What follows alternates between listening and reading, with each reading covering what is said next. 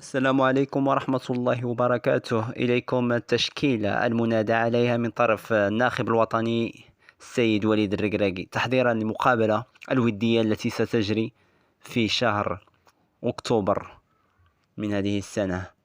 المواجهة الأولى ضد منتخب كورديفوار، استعدادات لنهائيات كأس إفريقيا المقامة بالكورديفوار سنة 2024، والمقابلة الثانية أيضا رسمية ضد منتخب ليبيريا المؤجلة عن الدورة السابقة بسبب زلزال الحوز، نسأل الله السلامة. ستقام نفس في 14 و 17 من هذا الشهر. في التشكيلة هناك تغييرات كبيرة، لأن سيد وليد الركراكي بزاف د اللاعبين ما تمش المناداة عليهم، مناداة على أسماء جديدة،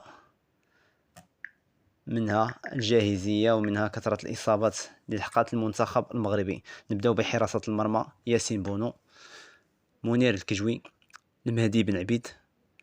في الدفاع: أشرف حكيمي، أيوب العملود، هذا لاعب فريق الوداد البيضاوي،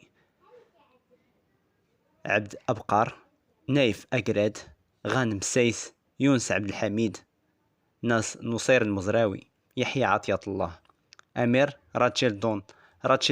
هذا اللاعب هذا ديال الفريق الأولمبي اللي تعطاه فرصة من أجل يبين المكانة ديالو، واستعدادات أيضا لأولمبياد باريس 2024.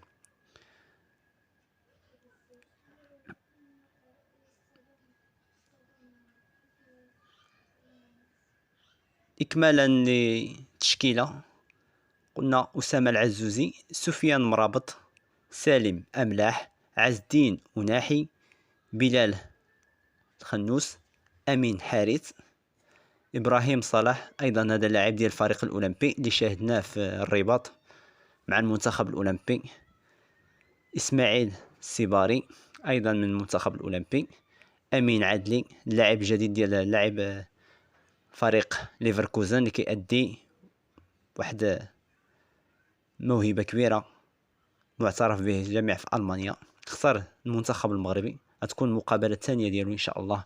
حاكم زياش العائد من الإصابة رغم أنه ما شاركش البارح مع فريق غالاتا في تشامبيونز ليغ، نسأل الله السلامة. يوسف النصيري اللي سجل هدف جميل ضد فريق ايندوفن الهولندي.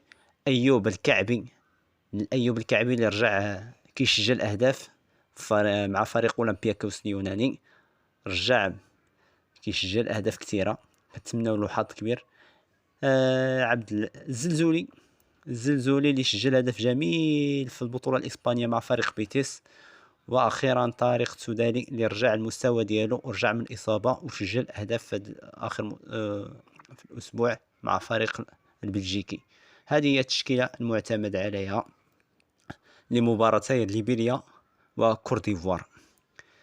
اللائحة عرفت استبعاد عبد الرزاق حمد الله لأسباب مجهولة، ما عرفناش.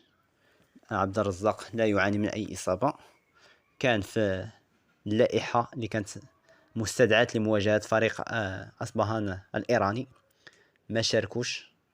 استبعاد وليد شديرة أيضا من اللائحة المنتخب الوطني المغربي لأسباب أيضا مجهولة.